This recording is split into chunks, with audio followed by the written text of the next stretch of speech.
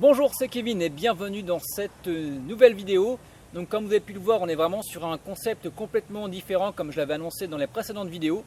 Et pour ce nouveau concept, eh bien, j'ai décidé de réinviter Maximilien. Donc Maximilien, vous le connaissez si vous avez regardé les précédentes vidéos. Alors c'est quelqu'un qui crée des sites de niche depuis déjà plusieurs années, mais il aura l'occasion d'en reparler. Voilà, c'est quelqu'un qui s'y connaît et j'ai décidé de l'inviter pour cette nouvelle vidéo. Et dans cette nouvelle vidéo, eh bien, on va parler du référencement naturel. Donc bonjour Maximilien. Salut Kevin. Merci d'avoir accepté cette invitation. C'est toujours un plaisir de t'accueillir. Merci à toi. Donc je sais que tu as pas mal de choses intéressantes à nous raconter parce qu'on en a parlé juste avant. Et je suis sûr que ça va intéresser nos lecteurs. Donc on va parler référencement. Donc avant de parler référencement, déjà, qu'est-ce que c'est en soi le référencement? Alors le référencement, ça consiste à aller ranker, positionner son site dans le top des résultats de Google donc sur des requêtes données. Donc le but, c'est d'aller sélectionner en fait les mots-clés importants qui sont très recherchés par les internautes. Et on va essayer d'aller se positionner vraiment tout en haut du classement, si possible dans le top 3. D'accord. Donc c'est vraiment voilà, de faire en sorte que votre site, que ce soit un blog, un site normal ou un site de niche, de faire en sorte qu'il soit dans les premiers résultats de Google. Donc pour ça en général, comment est-ce que tu t'y prends? Qu'est-ce que c'est vraiment le référencement? En quoi ça consiste? Alors pour moi, ça consiste en deux choses très différentes. Il y a l'optimisation du site, donc toute la partie, tout le travail interne. Et ensuite, on a le netlinking qui consiste en fait au référencement, disons, externe. D'accord. Et il va falloir fournir un certain nombre d'efforts, autant sur les deux plans, pour pouvoir espérer bien ranker sur Google. D'accord. Voilà, donc la partie optimisation interne. Donc ça c'est ce que vous faites sur le site quand vous écrivez les articles, quand vous paramétrez votre site. Donc c'est vraiment à faire vraiment sur le site en lui-même. Voilà. Le gros du travail en fait, ça va être de fournir du contenu de qualité sur sa thématique, mais également en quantité. D'accord. Le but c'est d'aller vraiment mettre en place le guide de référence en ligne sur le sujet qu'on aborde. Et ensuite, il va falloir optimiser tout ça. Donc pour optimiser ce texte, il va falloir mettre en place une balise title. Donc il faut l'optimiser, il faut mettre les bons mots-clés dedans. Donc la balise title, ça correspond à ce qu'on va voir sur google.fr. C'est le titre quand vous êtes sur WordPress, c'est le titre que vous mettez en fait sur votre article ou sur votre page. Voilà. Ensuite, il va falloir optimiser le titre et les sous-titres. Donc balise H1, H2, H3, etc. Et il faut bien veiller à ce que le contenu comporte les mots-clés et les synonymes, donc sans en abuser non plus, pas besoin de mettre 100 fois son mot-clé. Google il n'est pas bête, il va comprendre l'ensemble. Et voilà, donc pour optimiser tout ça, il va falloir aussi mettre des images, les optimiser. Qu'est-ce qu'il faut faire d'autre? Quand tu dis optimiser, c'est dans la légende par exemple, mettre le mot-clé dans le... Quand vous allez sur l'image, vous avez mot-clé secondaire, il me semble, ou quelque chose comme ça, vous pouvez en fin de compte remettre le mot-clé à l'intérieur. Alors ça correspond à la balise alt, en fait, c'est pour signaler au moteur de recherche que cette image signifie telle chose. Et éventuellement aussi on peut répéter dans la légende, si c'est pertinent pour les lecteurs. Ensuite on va pouvoir travailler aussi sur l'optimisation du site, la rapidité. Donc pour rendre son site vraiment le plus rapide possible. C'est très important déjà pour pouvoir garder les visiteurs. Qui ne mettent pas de plomb à charger une page par exemple. Voilà, et ça Google il le valorise. Ensuite il va falloir rendre son site responsive, donc accessible depuis tous les supports possibles. Téléphone, tablette, ordinateur, normal. En général il y a des thèmes qui sont pré-programmés. En général vous avez, je crois que toi tu aimes bien MyThemeShop il me semble, la boutique. Et pareil, j'ai testé certains thèmes de MyThemeShop et en fait c'est déjà pré-intégré et quand vous regardez sur tablette, sur téléphone portable ou sur ordinateur, ça se fait automatiquement. Voilà. Et après il y a encore quelques autres éléments à optimiser en interne. On peut par exemple ajouter un sitemap, donc un plan du site. Ça c'est dédié en fait au moteur de recherche et ça leur permet en fait d'aller crawler votre contenu plus rapidement. Ça c'est un genre de cartographie du site. Voilà, pour les moteurs de recherche. Donc ça en fait c'est simple, c'est avec Google Webmaster Tools. Avec un plugin, vous renvoyez en fait ces informations là via Webmaster Tools. En tous les cas, je vous mets un lien en dessous de la vidéo pour vous montrer comment on fait. C'est très très simple, ça se fait en quelques clics. Tout à fait. Donc ça c'est pour toute la partie donc sur le site. Donc après la partie on va dire hors site, tout ce qui va être acquisition de backlink.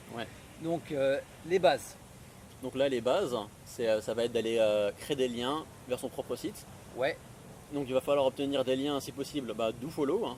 Ouais. DoFollow, ça veut dire que les moteurs de recherche suivent ces liens. Donc pour qu'un lien ne soit pas dofollow, il ne faut pas qu'il soit nofollow. Hein. Tout à fait. Voilà.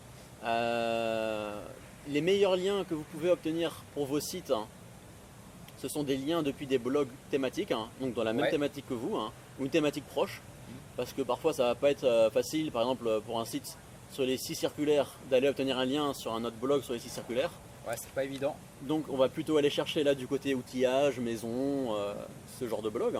Ouais. Donc ça, ce sont vraiment des liens de qualité. Hein. Un blog, on va dire un site thématique, mais thématique sur le domaine du bricolage. Pas un site thématique généraliste, vous avez du voyage, de l'actu, de la mode.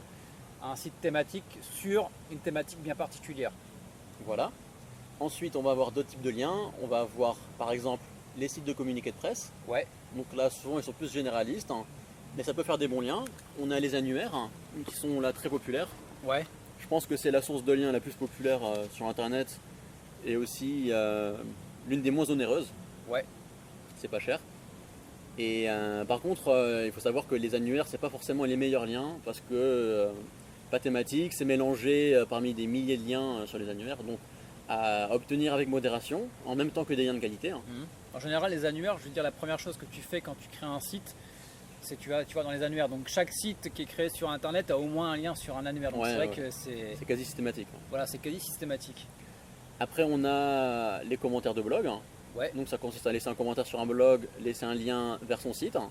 Ouais. Donc ça, ce sont des liens voilà, de qualité, disons, pas terrible.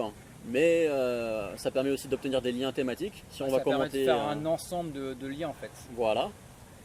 Après, on a les forums, pareil. Hein. Ouais. On peut aller choper du lien thématique, même si souvent ça va être nofollow. Hein. Ouais. Mais voilà. Google le prend quand même en compte, même si c'est du nofollow. Le nofollow en quantité, oui, ça peut influer. Ouais. Ça peut influer. Ça permet aussi d'avoir du trafic. Si vous faites si vous répondez par exemple à un questionnaire, on va dire une discussion sur un forum, et que vous avez des réponses pertinentes, à un moment où vous mettez un lien qui est pertinent, même si vous n'avez pas l'effet référencement, vous avez quand même l'effet trafic. Ciblé, ouais. Voilà, trafic référencement, c'est quand même assez différent. Et vous pouvez quand même obtenir des visites qualifiées, des personnes qui viennent vraiment pour un produit ou pour une solution. Donc ça peut être aussi intéressant pour pouvoir avoir des clics sur vos publicités, avoir des personnes qui achètent vos produits derrière. Donc là, c'est vraiment pour tout ce qui va être, on va dire, le référencement de base. Donc il y a des stratégies de netlinking. Donc on entend souvent parler, le plus populaire, c'est les structures en pyramidale. Donc est-ce que tu peux nous expliquer un petit peu le principe de structure pyramidale? Bien sûr. Alors ça consiste à créer en fait des liens et d'avoir différents niveaux de liens. Donc, ça veut dire qu'on va avoir un premier palier, c'est le haut de la pyramide, hein, qui va faire des liens vers notre site de niche. Ensuite, on a un deuxième niveau qui va faire des liens vers les liens du niveau 1. D'accord. Et on peut faire ainsi de suite en fait. Tout dépend. C'est hiérarchisé en fait. C'est hiérarchisé, voilà. Et donc ça permet en fait de garder en fait les meilleurs liens juste en dessous de son propre site. Et après d'envoyer des liens peut-être de moins bonne qualité vers par exemple les sites de communiqués de presse et qui sont par exemple au niveau 2 ou 3.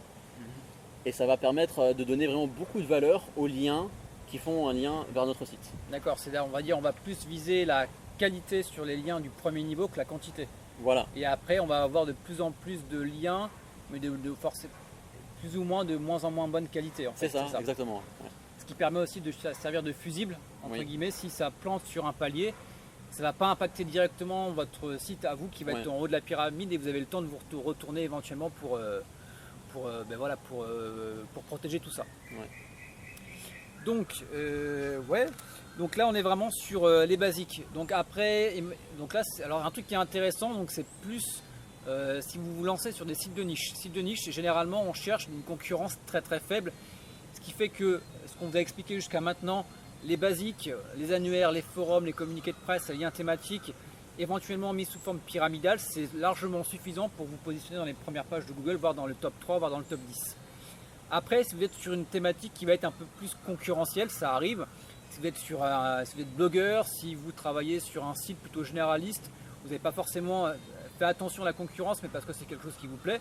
La concurrence peut être plus rude, donc là il faut envisager des stratégies de référencement un peu plus poussées.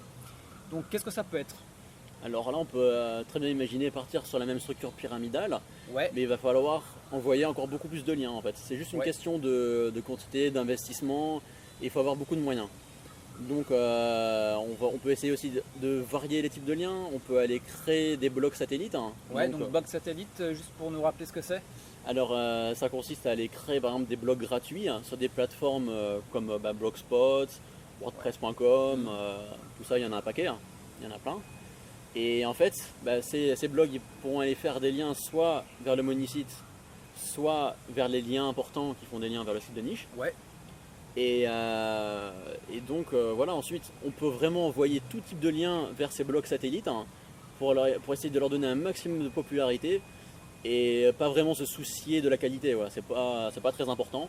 Ouais. Le but c'est vraiment d'envoyer beaucoup de jus, le plus de jus possible et voilà, essayer de partir voilà, sur une stratégie un petit peu comme ça, voilà, quantitative mais toujours réfléchie parce qu'avec différents niveaux hein, et pour éviter en fait tout risque au site de niche. Alors ça demande vraiment de mettre sur papier, hein. C'est-à-dire de mettre votre site principal. Alors moi ce que je fais c'est qu'en général j'ai un tableau Excel où je note tous les liens que j'ai pu faire et éventuellement soit du mind map. Alors on a un écureuil qui est en train de passer là sur le bambou. Alors je ne peux pas vous faire voir parce que j'ai pas tourné la caméra, quoique. Allez, je sais pas si vous allez le voir. Hop, il va se barrer avant. Hop là, je sais pas si vous le voyez. Je vais faire bouger un peu, hop. Voilà, les aléas du direct. On est en Thaïlande, hein, c'est normal.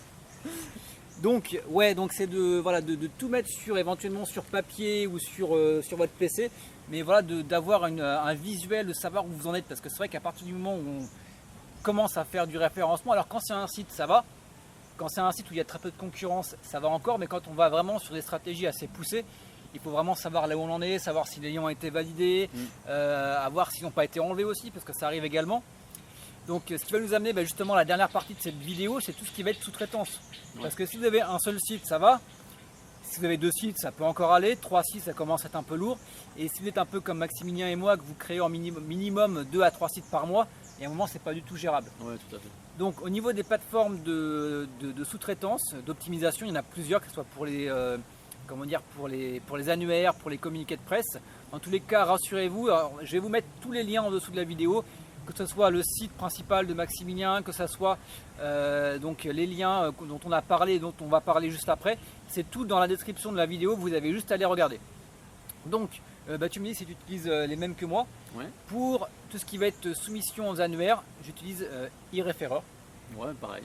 Donc eReferrer, c'est une plateforme où vous inscrivez, vous sélectionnez les annuaires sur lesquels vous avez envie de vous référencer. C'est environ, hein, je crois que c'est minimum 1,80 € la soumission, donc c'est vraiment pas très cher, vous vous occupez de rien. Et ce que vous pouvez le diluer, par exemple, un annuaire tous les 2 jours, tous les 3 jours, ça c'est vous qui décidez. Donc ça, niveau annuaire, franchement, ça vous retire une épine du pied, vous ne pouvez pas savoir, parce que faire des annuaires, c'est chiant. C'est chiant, et en plus ce qui est intéressant, c'est que eReferrer, quand on passe par eReferrer, on a plus de chances d'être d'être validé sur les annuaires, parce que je pense qu'ils ont des partenariats avec certains annuaires également. Ouais. Donc vous êtes sûr en général que les liens sont pris, et si les liens ne sont pas pris, et en général ils ne vous font pas payer la prestation. Donc c'est aussi intéressant. Après, pour tout ce qui va être communiqué de presse, donc on utilise, je crois que c'est pareil pour toi, backlink.fr et notamment Keramedia. Keramedia, voilà. Et on a aussi soumettre.fr. Soumettre.fr, ouais, j'avais aussi entendu parler, alors j'ai pas testé personnellement. Ouais. Mais voilà, donc on vous mettra également les liens en dessous de la vidéo. Donc par contre, c'est payant, hein, forcément, voilà. Mais bon, on n'a jamais rien sans rien. Honnêtement, avec l'épine du pied que ça va vous enlever, vous allez pouvoir beaucoup plus facilement déjà faire en sorte que vos sites prennent un boost niveau référencement, qui se positionnent beaucoup plus rapidement sur les liens, enfin sur les mots-clés sur lesquels vous voulez vous positionner, et forcément que vous avez du chiffre d'affaires derrière.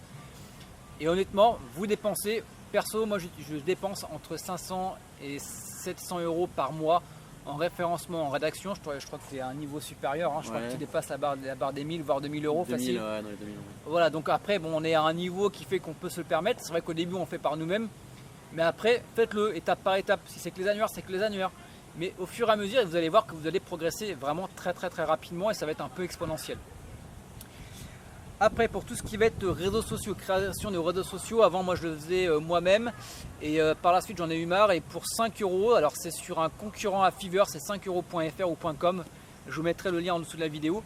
eh bien j'ai une freelance qui me fait la création de 4 à 5 réseaux sociaux, donc Facebook, Twitter, Pinterest, Instagram, etc.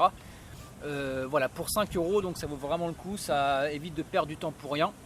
Vous lui envoyez les logos, elle vous met tout en forme, voilà, vous avez le truc qui est prêt. Et elle propose également une prestation sur une semaine, 2 semaines ou un mois. Et elle vous fait votre community manager, donc c'est bien pour lancer la page. Voilà, vous faites ça sur un mois, je crois que ça coûte 30 ou 40 € et vous êtes tranquille pour le reste. Voilà, vous avez également pour tout ce qui va être sur les forums, donc suivre les discussions pour poster des réponses et envoyer quelques liens de temps en temps. Alors au début je le fais moi-même et franchement c'est chiant. C'est chiant, alors ça dépend les sujets mais des fois c'est chiant. Et voilà, pour 1 €, toi je sais que tu avais un peu moins cher pour 50 centimes, vous avez une personne qui suit les discussions, qui répond et qui envoie des liens. Voilà. Et ben je crois qu'on a tout fait. Hein. Je crois qu'on a tout fait. Et pour trouver ces prestataires, on a freelancer.com, Upwork. Upwork aussi, ouais.